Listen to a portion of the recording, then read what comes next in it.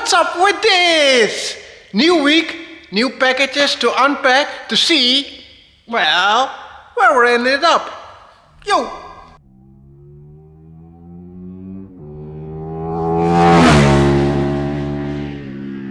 So, in this episode, we are going on with the steering rack because the parts are here. Then I have got some ideas for the shifter to fit in. I thought it out, got it all laid out on the workbench so we can fix something for that. Then the pedal box should be able to go in as well after we got the steering rack in.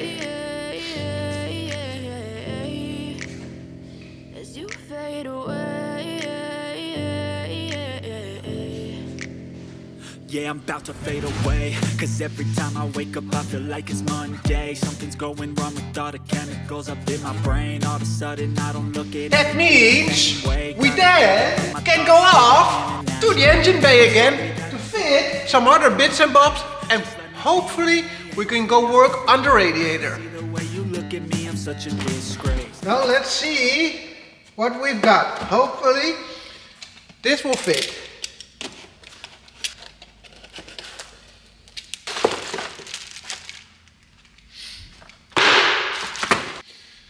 I think they're different.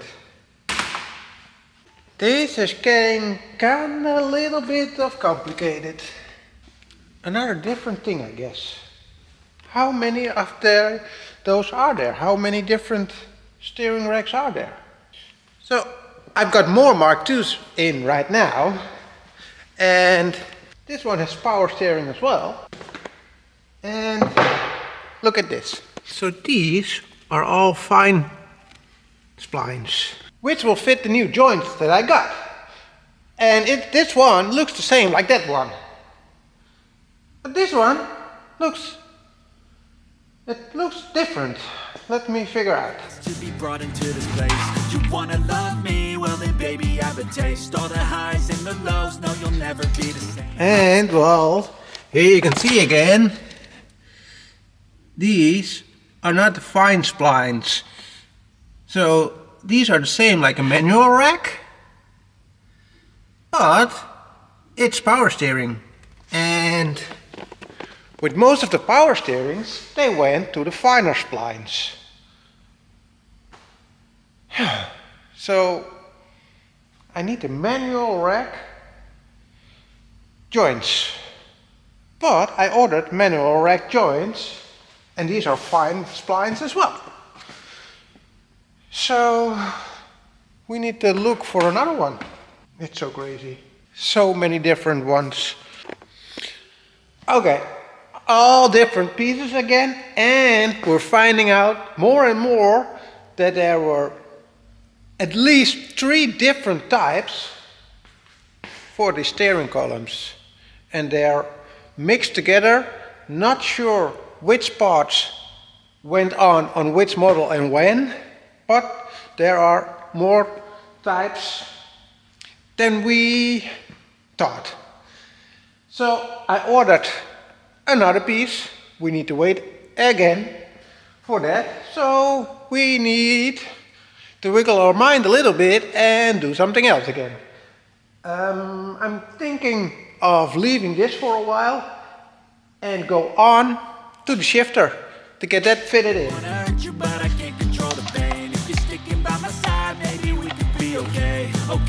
Okay, maybe you could be the change I need today. I promise that I've never felt this way. I really hope that you will choose to stay through all the pain. There's more possible than I can see right now.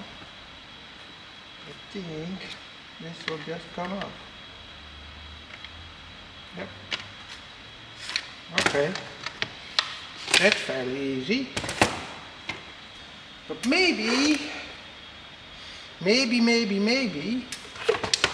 we can make something out of this. Your friend, you're not okay.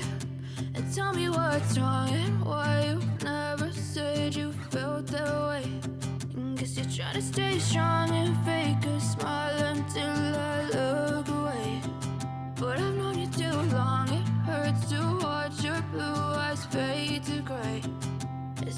Okay, so this is the original box of the shifter. Grinded out this piece. And this is fitting over it. Really nice. So, first up, going to drill the holes in here and mount it on. And then maybe later I will make a new bottom plate, but if this is really sitting nice, I will leave it this way. But let's make a prototype first and see if we can make this work in the original box, and it will be fairly low inside the center console. So we can adjust the holes that are over here, make a nice base plate that it will be covered because of the holes. So we should be able to make a really nice box out of this.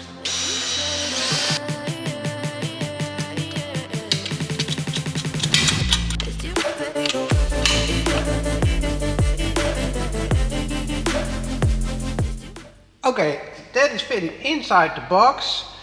Next up is to fit it inside the chassis if this goes right. Then I'm off to measure this point to the hole in there, and I will make a bracket over here to get this connected in the same distance from the bolts, so that this won't move anymore and it will be in the right length. But first I want to test fit it just to be sure that it's fitting before we're making all these crazy brackets and stuff. Well, that's what I mean. Doesn't fit yet. So the hole in the tunnel is a little too small. I hope we had some more room, but that's not there. Not enough indeed. Not enough for what we need. So let's see. Okay. Bend it out the original hole a little bit upwards, so to make some room for the shifter. And now it's fitting really nice. The only thing, again, with the parts car, is that I don't have all the parts. I don't have a center console to make the final fit. But look at this. This is actually sitting kinda neat. So now make a base plate for that, make a distance, put it upwards to get this connected on the good length and to close off the holes.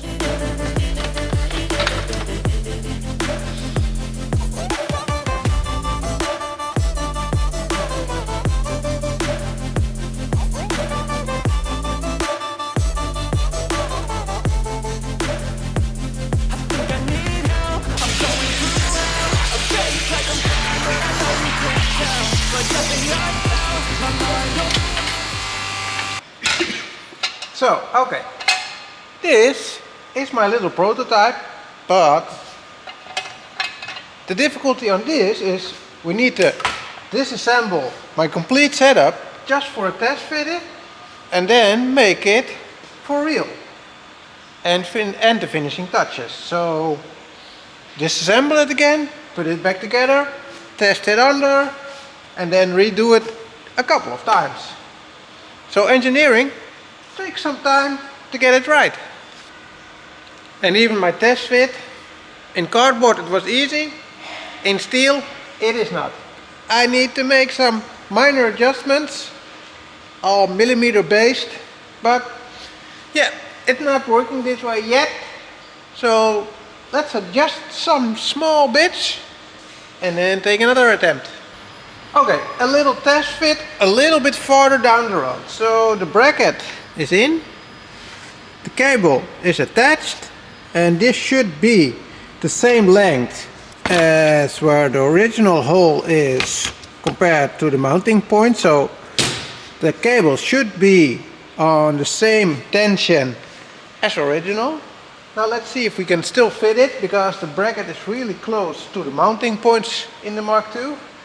Maybe we should grind some more down or grind slightly bit off on the Mark II just to make it fit.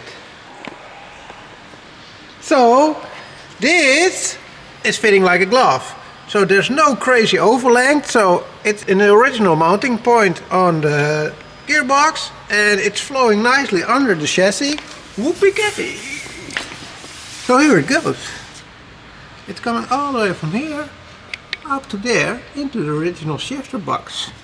No crazy tension, no crazy tension. We can hang this on over here in a perfect spot. Damn you, this is sitting nice. The cool thing about the water jet is I can cut rubber as well. So we can make the closing off points for the new mechanism as well inside the original box.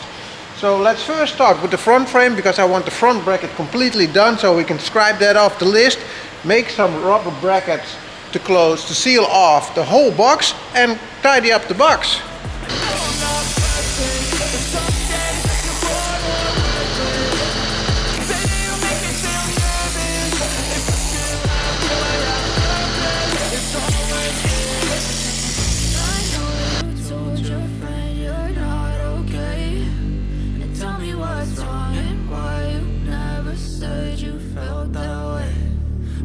Trying to stay strong and fake a smile until I look away.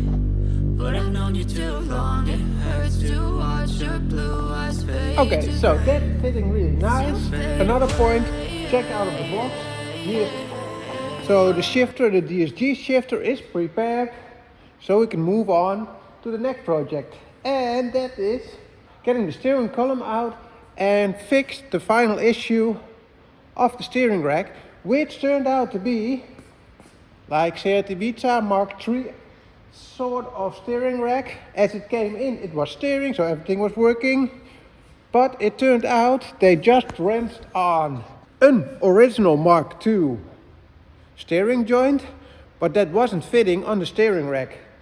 Well, when you take it off, you don't look at it because it was working.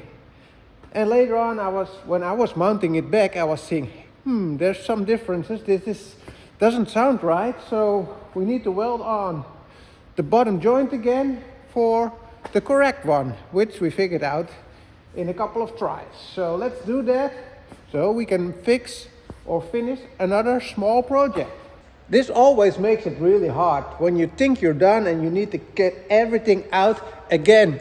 Crawl under the dash, as you see me, I like that really much. Well, just let's do it, go on, check the boxes off, that makes it fun. But do it again, that doesn't make it fun.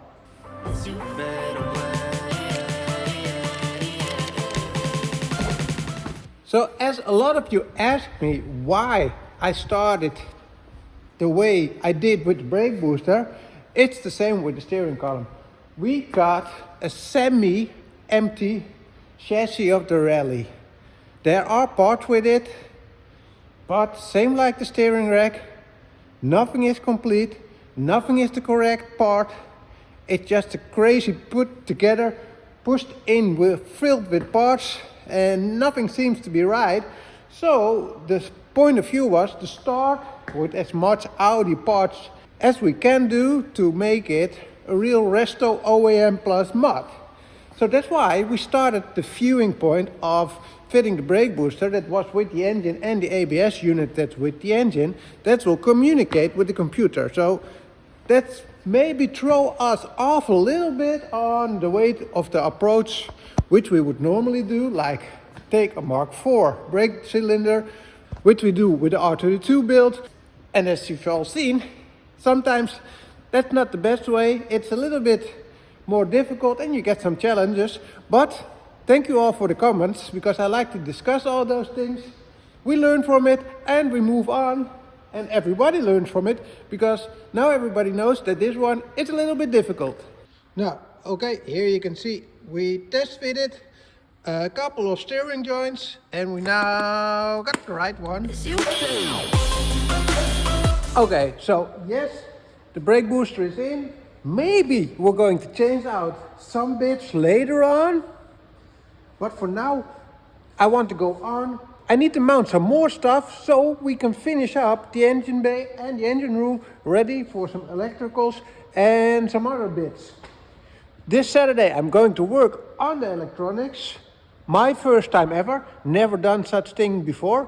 I have an electronical education, so I think that will be in my advantage, but somebody is going to help me and teach me some tips and tricks how to convert an engine wiring loom. So later on, when the engine will be out, I will finish the final details on the steering column and the brake booster. So we are on today for the wiring loom and attack the Mark II to see, well, which parts we're going to use, which part we're going to combine in the wiring loom, in the fuse box, and so on and so on.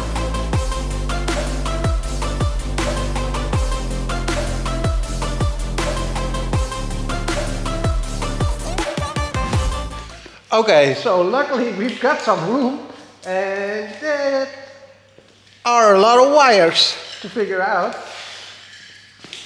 The one thing I'm not sure yet is the wiring loom and the engine, everything is from a UK car. So the big challenge, or what we're first going to discover, is can we even use this wiring loom? Because it's from a UK car and we're going from a right-hand drive wiring loom to a left-hand drive built car. So that's another challenge. Luckily the Mark II is way smaller, so there will be a lot of length over if we even want to get the wiring loom in the Mark II. So let's see if we need to order a new loom or we can work with this.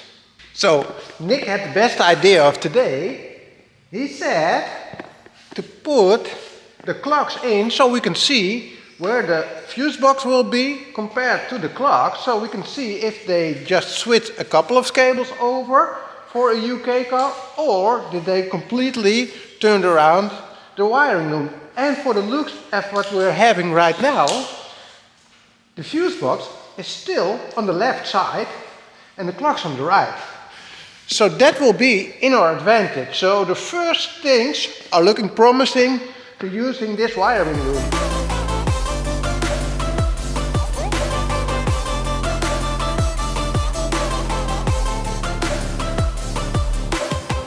I know you told your friend you're not okay, and tell me what's wrong and why you never said you felt that way.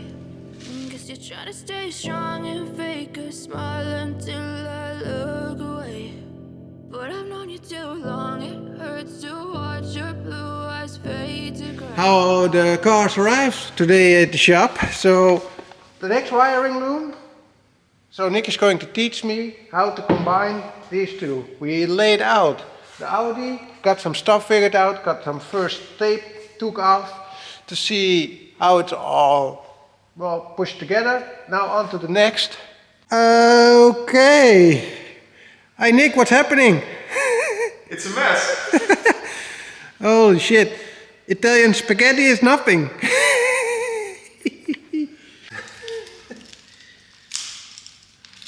Remco is struggling with his cables. Maar het gaat allemaal zo door elkaar heen.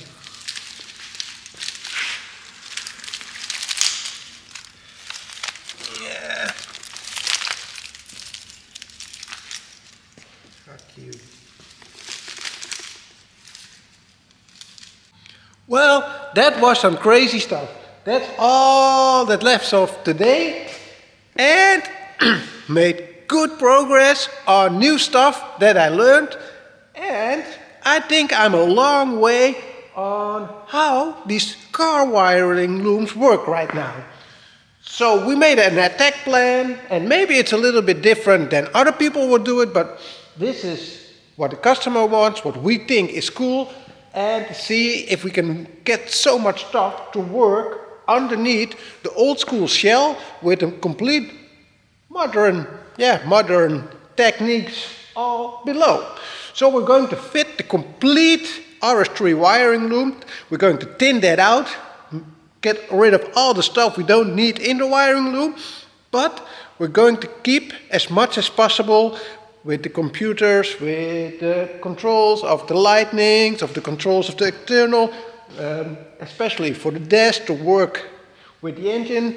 Probably the cruise control will work, and so on and so on. So we've got everything prepared. Need some stuff to order to get everything together. So that's what I'm going to do right now. And then in one of the other episodes, I will attack the loom again, make a lot of spaghetti again, lay it out, going to thin it out, and trying to explain some of you what I'm going to do. So that's it for now. I enjoyed it. So keep watching all the episodes, because there's more to come of the wiring loom. Well, thank you all for watching on this crazy adventure. I notice it's a little new for me, a lot of those things, including all the YouTube stuff combined with these bigger and better projects that we're doing right now.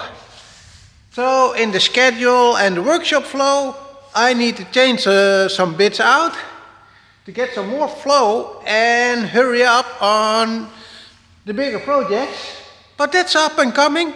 I'm working on the new schedules and new planning system. But in the end, we made another big piece of progress. Not much done visually, but in the big lines there are bigger plans, bigger steps, so we can hopefully go a little faster on building upwards and show you some more stuff. Would you like to see me doing the wiring loom? Are you guys interested in seeing a lot of the wiring done on the car? Or just say skip all the long spaghetti shit and go on with building stuff? Let me know in the comments. And thank you all for watching. Like and subscribe to the channel. Of course, put something in the comments which we can discuss about the rally. And see you in the next episode. Bye.